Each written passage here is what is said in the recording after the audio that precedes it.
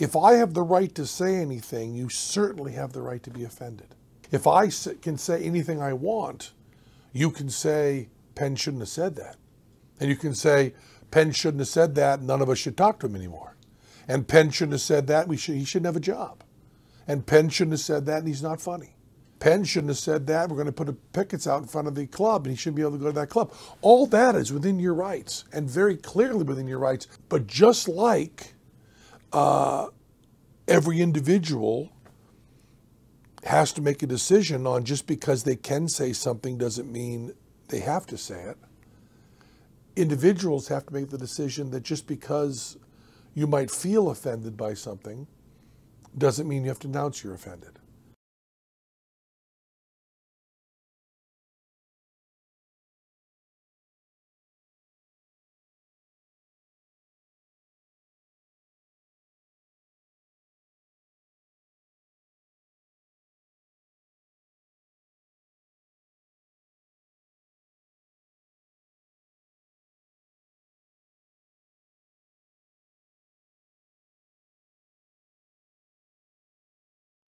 Welcome to this video where we're going to be looking at this book called Kindly Inquisitor by Jonathan Rauch, The New Attacks on Free Thought. And I wanted to also shout out, I had listened to this book as an audiobook and was trying to find a website that just sort of listed out the key points without giving too much opinion, but just kind of crafted out the outline of the chapters of the book. And this Coleman.org did a good job, cool job, and he did it for a bunch of books, so I just wanted to shout that out.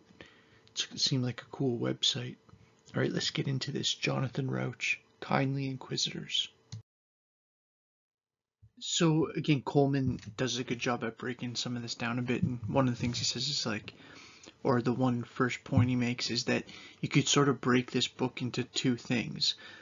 Jonathan Rauch is critiquing this authoritarian method of determining truth, like, because this person is the person they are, everybody has to listen to them, and it's not because what they're saying is actually true, it's because of the person that's saying it. That's a problem, and that the only way out of that kind of, whatever direction got you there, the only way out of that kind of thinking is this more liberal science, this decentralized method of public criticism through which we refine knowledge through falsification. Like, falsification is this idea of like, if we really want to be getting smarter and developing our knowledge and as our scientific awareness, we need to be having ideas and challenging them and open to the idea that we might be wrong. And if you're not open to that, then you're not actually doing science.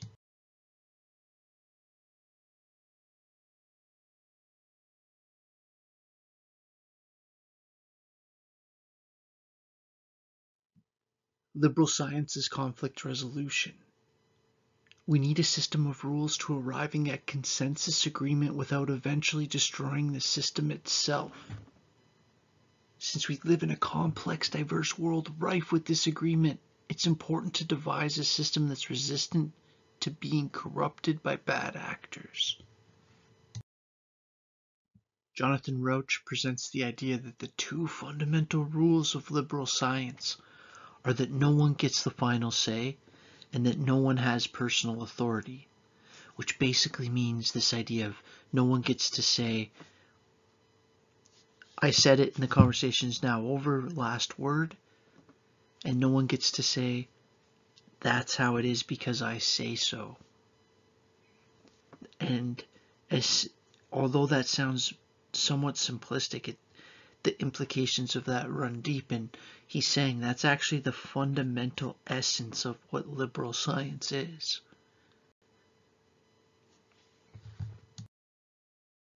To present these two notions side by side, Darwin said in 1809, "It's not the strongest of the species that survives, nor the most intelligent, but the one most responsive to change."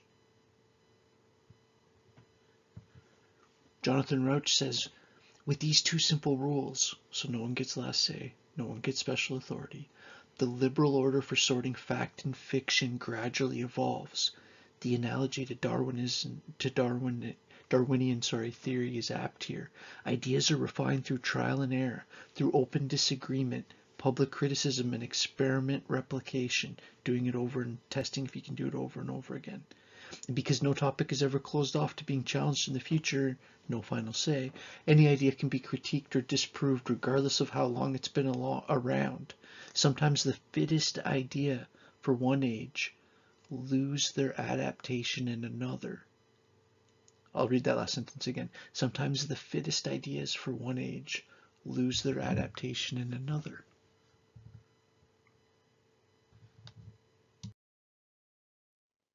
In Kindly Inquisitor, Rauch sets out this idea that there's kind of 5 decision-making principles for sorting truth and fiction and belief that people use. And think about what that means, like sorting truth and fiction.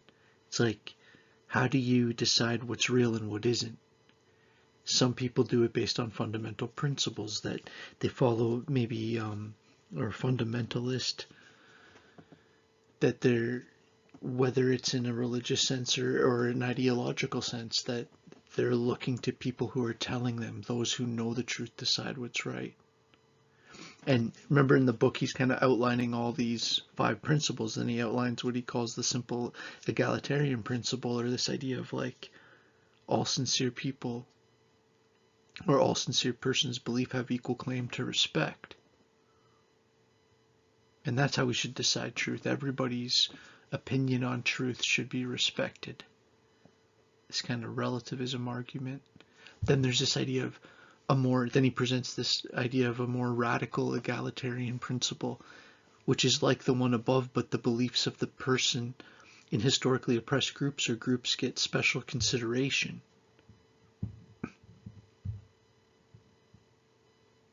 So he's writing this as a historian in 93 as like things that he's seen happening in all these,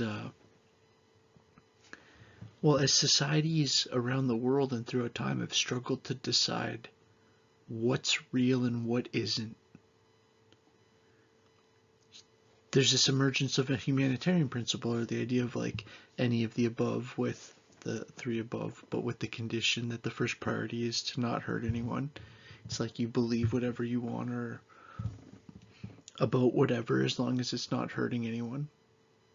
And so this is probably the hardest slide to kind of quickly explain in this presentation, because this is kind of a huge part of the book is distinguishing between these. But his point's actually pretty interesting, because he's saying here, like, what is it that you're using for your decision making, for deciding if you think something's true or not? Are you just looking to people that you look to for truth, whether it's religious leaders or cultural figures that you like or whatever, whoever you respect or view as authoritative? Or do you kind of just view everybody's the same? 2 or 3 there? Do you kind of view like everyone's the same, but we should give special consideration to the people that haven't had the voices heard as much? Or do you kind of, the humanitarian principles sort of like, it could be applied to any of those? And what Rauch argues in his book is that the liberal principle, this idea of checking each other by each, checking of each by each. So I put my ideas out there, you can challenge me, you put your ideas out there, I can challenge you. We challenge at the level of ideas, we test our hypotheses. If they don't work, we reassess. Checking of each by each through public criticism. Now remember, criticism, we're talking about the criticism of ideas. I'm not saying that like the liberal principle is that we should all like just call everybody stupid that doesn't think the way that we do and attack them as people. This is one of Jonathan Rauch's main points, is that one of the way liberal philosophies have been so behind the empowerment of people and a lot of these liberation movements is because, well, he argues, I say at the bottom there, he argues that it's the only acceptable way of having open society. The truth has to be what's true, not what people would like to be true. is his argument. If truth matters to you. One of the works that Jonathan Rauch refers to heavily in his book, and a book that I would recommend to people in general, is the great Karl Popper's book, The Open Society and Its Enemies. And I'm actually going to read a bit of it to you in a different video and look at this idea of fallibilism. Or you'll sometimes hear something be like, oh, this is such a good plan, it's completely infallible, right? They'll put the IN in front of it, meaning like not failable. It's like it couldn't fail. But fallibilism is like Popper's idea of basically science, that like what you do is you have an idea, and then, so say you have, the easiest way to explain it is if you take like a real medical example. You think that this aspirin or whatever reduces blood pressure, so you give somebody an aspirin and then you see if it actually changes their blood pressure. And if you actually show that it doesn't, you've just falsified it. So sometimes you hear it called falsifiability, or sometimes you'll even hear it called error correction. So Popper's big point is that science can't be about knowing what you want the answer to be and finding and creating and doing mental gymnastics to get to that answer. That can't be science. That's maybe literature in some scenarios. Science has to be having an idea and doing everything you can and having everyone else try to disprove it. It's the whole basis of the scientific method. Yeah, and it's interesting, in Volume 1, The Age of Plato, and this idea of Plato, and this is, without going too much off the rails here, it's like this is the difference between Plato and Aristotle, whereas Plato wants to talk about these ideals, and you know, there's elements of Plato I love, but at a certain point, why you gotta also kind of love Aristotle is the practicality. Aristotle was concerned with, you know, the real ethics of how do you live your life, and how do you just like get through a bad day, and how do you maintain a relationship that's actually quality. It's like, it's not all just about Plato's concerns about like, is the beauty that we see in our life like just a reflection of some truer, more ultimate beauty in the world of forms. And I'm not representing Plato to his full complexity here, obviously, but I think that's actually a decent way to kind of quickly define the difference though between Plato and Aristotle, is a difference in focus.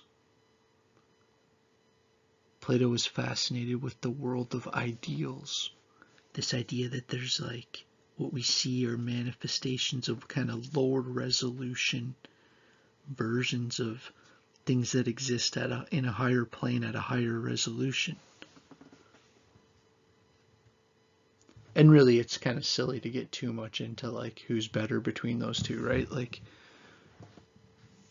Aristotle's literally Plato's student. All right, let's keep going here. And Socrates is the best of the three, and he's Plato's teacher. I always have found that so endlessly fascinating, that like the three biggest names in philosophy, Socrates was the teacher of Plato, who was the teacher of Aristotle. And you probably already knew that, but it's really interesting to think that they knew each other. All right, next slide.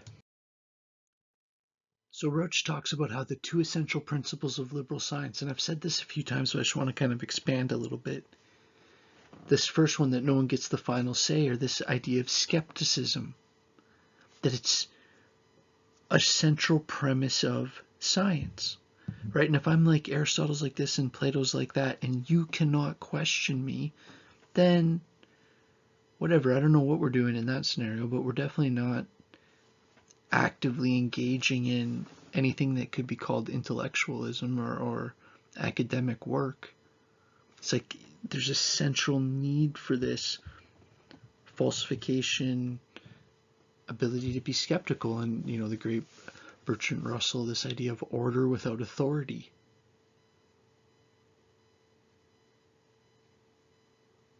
And the second part of no one has personal authority, it's like, it almost sounds cold, because it almost sounds like it's like devaluing somebody's individual opinion, but it's like, it's an understanding that it can't just be each of our opinions. At a certain point, especially if we're talking about things that are complex, and well, number 2, their methods used to check statements should be the same regardless of the identity of the checker or the source of the statement. Systems may not distinguish between participants. And when I'm saying these, like, may not, and it sounds really rule-based, it's like, well, that's a rule if what you want is a liberal science. And please keep in mind, when I'm saying liberal over and over, I'm not associating it with like liberal in the terms of like Justin Trudeau and the liberals, like that sense. I'm talking about like classical liberalism, right? This idea that really is heavily associated with the Enlightenment philosophers. All right, and I'm going to do some additional component stuff here. I'm going to look at like Peirce and Popper and John Locke specifically, and make like additional videos that are going to go with this one, where I'll get into how this kind of fits and why I'm specifically including it in the course. Methods used to check the statement should be the same regardless of the identity of the checker or the source of the statement. Everything should be run through, especially if we're talking about in like a knowledge production situation, everything should be run through the same fact checker system, if that's what we're doing. If we're actually trying to do science, and if we're not trying to, if we're not doing verificationism. It's like verificationism is you have an idea and it's kind of what you do when you write a good paper. It's like you want to go a certain way, so you find points that support that and whatever. That's fine. That's fine if you're writing a position paper. But it's not fine if you're trying to do experimental science. See, on this point, I think Rauch gets to one of his most important points, and something I really agree with, and why I feel totally comfortable pushing liberalism, and again, not like the Canadian Party liberals, but I'm talking about classical liberalism, John Locke and Peirce and Popper kind of liberalism, Jonathan Rauch kind of liberalism, where the idea is it's not trying to push a philosophy necessarily. Well, what I meant to say there, it's not trying to push a political philosophy. It's not trying to push a religion, or what it's basically trying to push is a conflict resolution strategy system. A way to test out ideas in a way that's actually fair to people. And that is actually, well, it's a situation where let the best idea win.